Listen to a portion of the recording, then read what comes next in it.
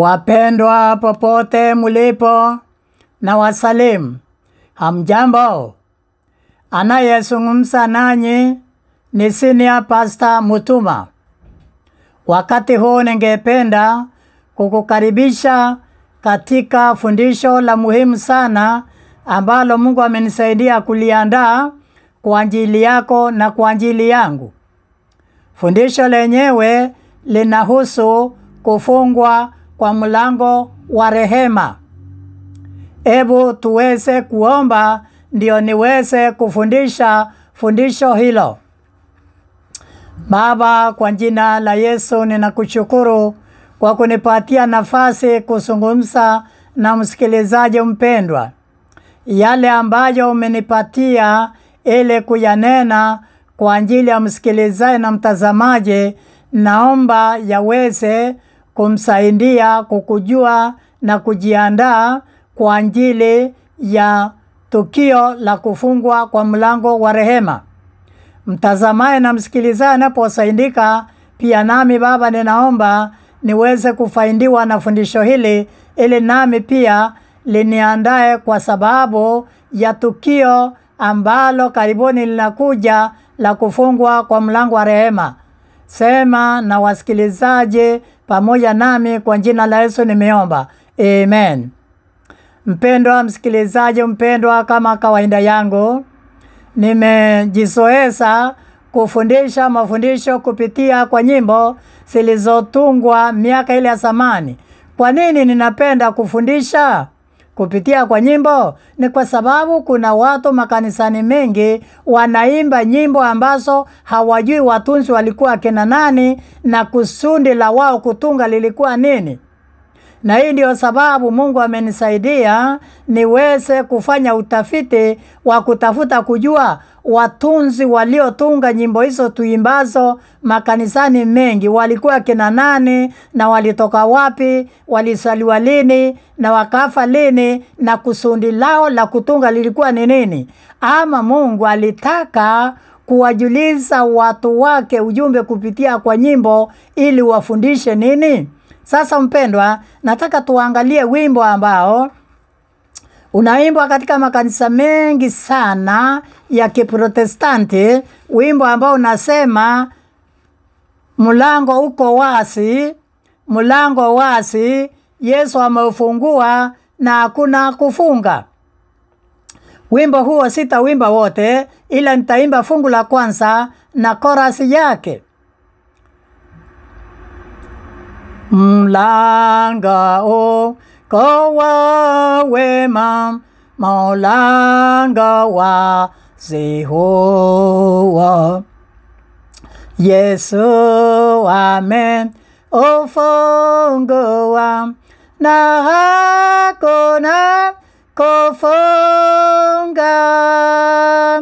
Mlango wazi ajabu uliaswa wazi kwangu, kwangu, kwangu, wazi, wazi kwangu.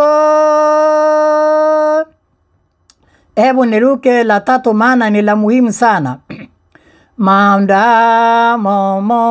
Mlango wazi, rafiki kamwendo, msalaba ukubali, amana ya uzima.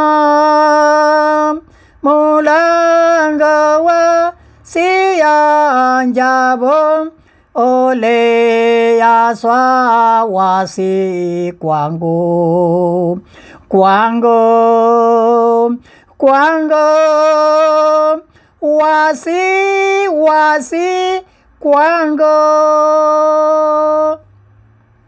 Nimeimba wimbo huo kama unaninyonga, lakini hebu nisome maneno bila ya kuimba. Fungu la kwanza linasema mlango uko wa wema, mlango wazi huo, Yesu ameufungua na hakuna kufunga. Korasi nasema mlango wazi ajabu uliachwa wazi kwangu, kwangu, wazi wazi kwangu. La pili, mlango ukaa wazi, watu waokolewe, maskini na matajiri wa mataifa yote. La tatu, maadamu mlango wazi, rafiki kasa mwendo, msalaba ukubali, amani ya upendo. La nne, msalaba tutabeba daima na furaha, pendo kwa Yesu ushinda, tunainama kwake. Sasa mtunzi wa wimbo huu mpendwa, nataka nikuambia ya kwamba mtunzi wa wimbo huu alikuwa anaitwa Lydia Bakista. Lydia Bakista alisaliwa tarehe 2 Septemba mwaka wa 1809 na akafa tarehe 23 Januari mwaka wa 1874. Narudia tena, kusaliwa kwake ilikuwa tarehe 2 mwezi wa 9 mwaka wa 1809 na akafa tarehe 23 Januari mwaka wa 1874. Na alisaliwa wapi? Alisaliwa Petersburg kule New York. Na inasemekana ya kwamba yeye pamoja na dada yake walimpokea Kristo baada ya kuhubiriwa na mchungaji ama misionari wa Kibaptisti ambaye alikuwa anaitwa Even. Binti hawa wawili kwa kuongoka kwao waliweza kufanya bidii, wakahakikisha kwamba kanisa la Baptist limeweza kuja ama kuwasili katika eneo lao, ama walihakikisha kwamba kanisa hilo limepatikana katika eneo lao. Sasa inasemekana ya kwamba baada ya kuolewa walihama kule Petersburg wakaingia katika jiji la New York, na inasemekana ya kwamba maisha yake yalikumbwa na magonjwa mbalimbali, ama maisha yake yalisumbuka sana kwa ugonjwa. Na inasemekana ya kwamba mwaka wa 1855 alichapisha kitabu ambacho kilikuwa na mashairi ya maombi na kadhalika. Pia akaandika nyimbo nyingi kwa ajili ya kuimbwa ama kwa ajili ya Sunday school. Na inasemekana ya kwamba alikuwa na nyumba ambayo aliruhusu wachungaji kuja kufanyia mikutano ya kidini huko, ama aliwakaribisha wachungaji wa kanisa nyumbani mwake ili kufanya mikutano ya Injili ama kufanya mikutano ya aina mbalimbali. Lakini pia inasemekana ya kwamba wimbo huu ambao nimekwisha kuimba aliutunga ikibakia ama ikisalia miaka 3 kabla ya kufa kwake, au miaka 3 kabla ya kufa kwake. Na inasemekana kwamba maneno ya wimbo huo baada ya kuyatunga, mtu aitwaye Silas Njoni Sivero akatengeneza tune ya wimbo huo. Huyu Silas Njoni Sivero na yeye alisaliwa mwaka wa 1818 na akafa 1894. Na yeye pia alikuwa ni kutoka New York. Lakini sasa nikaangalia kitabu kingine kiitwacho Tenzi za Rohoni nambari 121, kumeandikwa wimbo sawa sana huu, ingawa maneno yametofautiana kidogo, lakini wimbo ni huo huo. Ni kama vile unaona ya kwamba mtu anaweza kutafsiri ama watafsiri wa Biblia walitafsiri Biblia lakini wakaandika maneno yametofautiana lakini yana maana moja. Sasa wimbo huo nao una nambari 121 katika Tenzi za Rohoni. Ni wimbo ambao unasema ya kwamba liko lango moja wazi, ni lango la mbinguni, na watu wote waingiao watapata nafasi. Lango ndiye Yesu Bwana, wote waingie kwake, lango la mbinguni liwasi. Hebu nijaribu kuimba nione kama nitaimba sawa sawa, lakini tuni inatofautiana.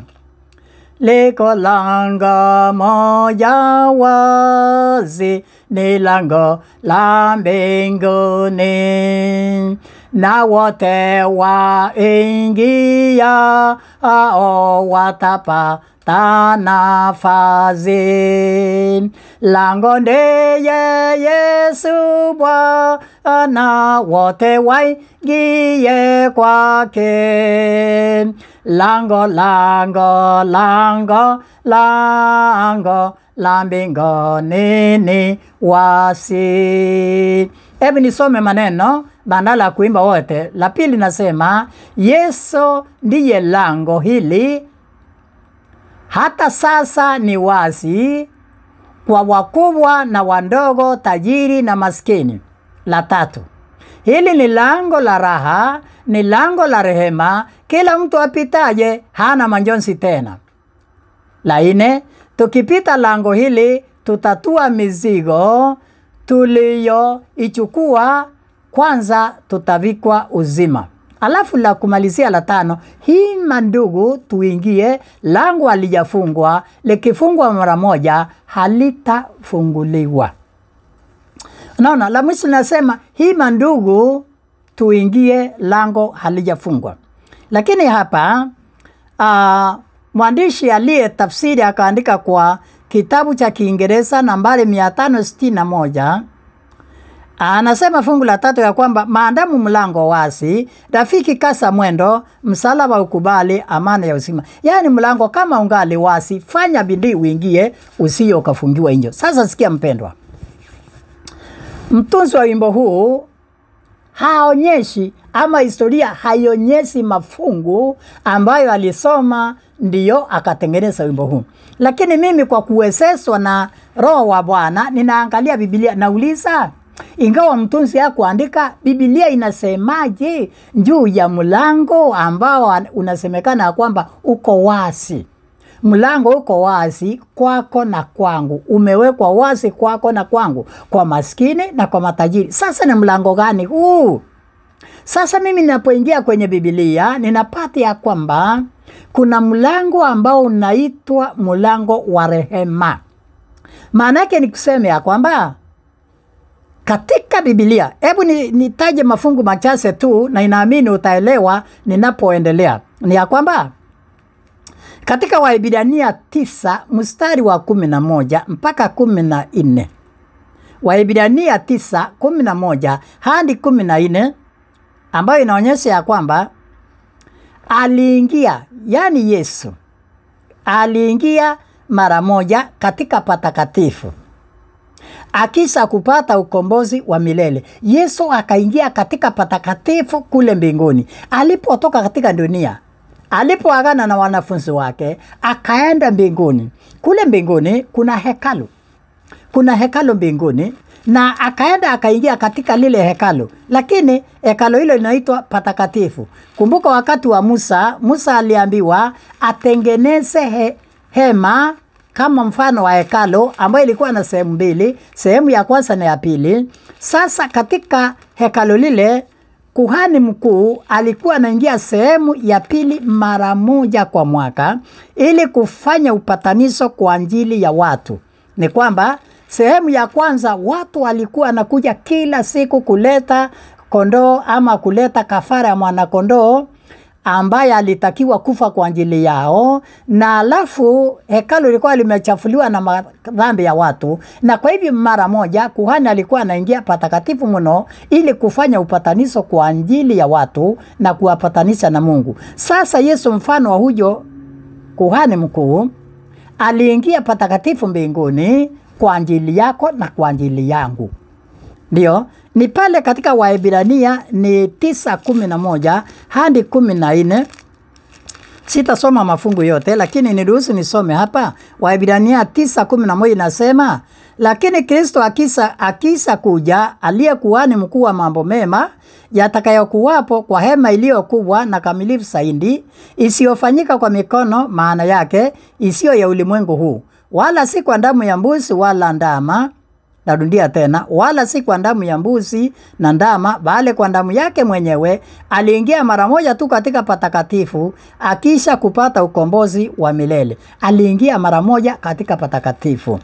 Sasa sikia mpendo, Ufunuo 11:19 inasema, kisha hekalu la mbinguni lililoko mbinguni, naomba nirudie tena, kisha hekalu la Mungu lililoko mbinguni likafunguliwa, na sanduku la agano lake lilionekana ndani ya hekalu lake. Kukawa na umeme na sauti na radi na tetemeko la nchi na mvua ya mawe nyingi sana. Hekalu la mbinguni. likafunguliwa. Yohana akaona sanduku la agano la amri 10. Mpendwa, amri za Mungu hasikuwa tu duniani. Musa alipoambiwa andike, aliandika kopi ya amri ambazo ziko mbinguni katika hekalo la mbinguni. Ndio mpendwa. Sasa Yesu aliingia patakatifu katika hekalo hilo patakatifu mno, akaingia na damu yake. Sasa sikia. Waebrania 9:24, Waebrania 9:24 inasema ya kwamba akisha kupata nini? Ukombozi. Baada ya kumkomboa mwanadamu, akaenda pale na damu yake. Kuhani alikuwa anaingia patakatifu na damu ya mwanakondoo, lakini Yesu aliingia patakatifu na damu yake mwenyewe. Ndio. Waebrania 10:12 inasema nini? Tena alipoingia pale, aliingia ndiye afanye nini? Yes. Aliingia ndiye afanye nini? Waebrania ni ile 10. Naomba niende Waebrania sura ile ya 10 na alafu mstari wa 12 nasema nini? Waebrania 10:12 nasema, lakini huyo alipokwisha kutoa kwa ajili ya dhambi dhabihu moja idumuyo hata milele, aliketi mkono wa kuume wa Mungu. Yesu ameketi mkono wa kuume wa Mungu akifanya nini? Ndio. Waebrania 7:25. Anafanya nini hapo? Anafanya nini? Nikinukuu kwa kifupi nasema, anaweza kuwaokoa wamjiao Mungu kwa yeye. Maana yu hai siku zote ili awaombe. Yuko hai siku zote ili afanye nini? Ili aweze kuwaombea. Yuko hai siku zote aweze kuwaombea. Ndio. Alafu wapi tena? Katika waraka wa kwanza wa Yohana, nitasoma hilo. Waraka wa kwanza wa Yohana, sura ni ile ya 2 na fungu la kwanza, inasema nini? Waraka wa kwanza wa Yohana, sura ya 2 na lile fungu la kwanza inasema, watoto wangu wadogo na waandikia haya ili kwamba msitende dhambi, na kama mkitenda dhambi, tunaye mwombezi kwa Baba, Yesu Kristo mwenye haki. Yesu yuko patakatifu mbinguni, ananiombea na anakuombea. Yes. Anafanya kazi ya kuniombea na kunipatanisha na Mungu. Sasa anapokuwa pale, kazi yangu ni nini?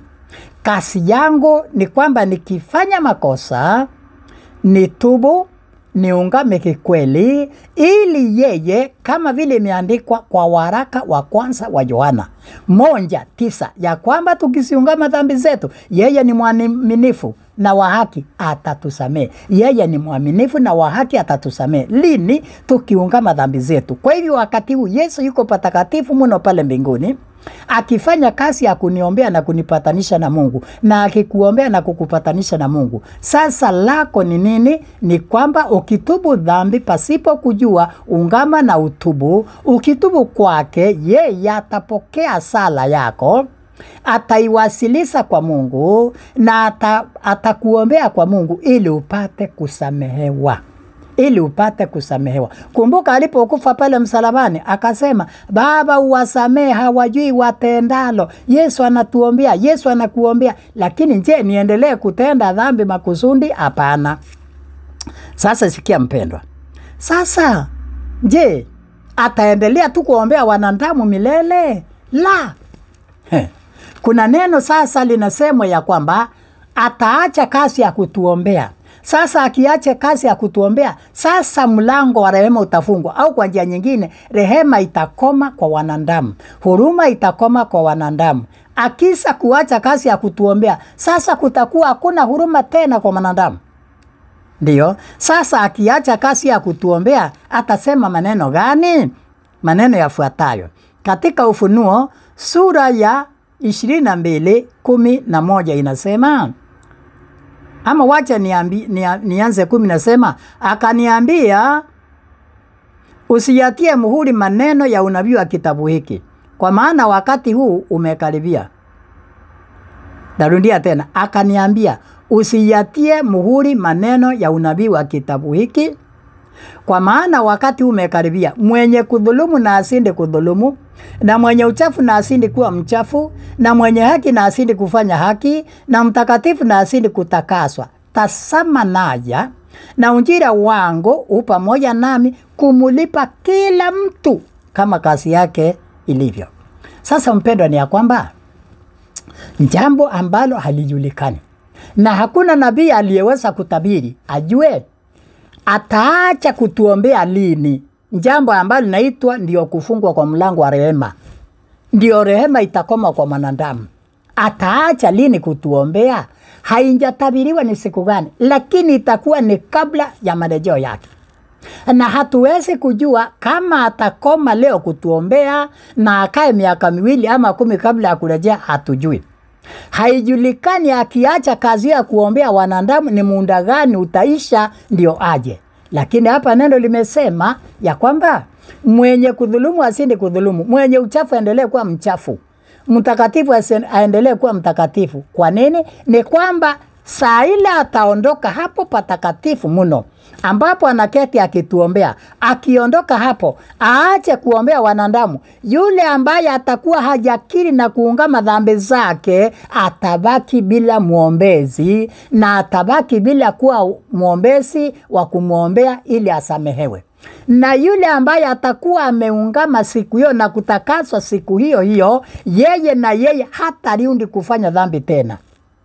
Yeye ambaye atakuwa ameungama kikweli, dhambi zake zimesamehewa na ameandikwa katika kitabu cha uzima cha mwana-kondoo, yeye hatarudi kufanya dhambi tena, kwa sababu atakuwa amevikwa nguvu nyingi za Roho.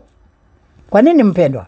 Maana Biblia inasema ya kwamba Baba uwapa Roho hao wamuombao. Tukitubu dhambi zetu. Kumbuka siku ya Pentekosto, watu wakasikia neno. Petro akawaambia, tubuni mbatizwe dhambi zenu, mtasamehewa, na mbatizwe nanyi mtapewa kipawa cha Roho. Kwa hivyo mpendwa, ninapomalizia fundisho hili, ninapotamatisha fundisho hili, nataka nikuambia kwamba huu ndio wakati unaofaa kwako na kwangu. Kutubu na kuungama mapema.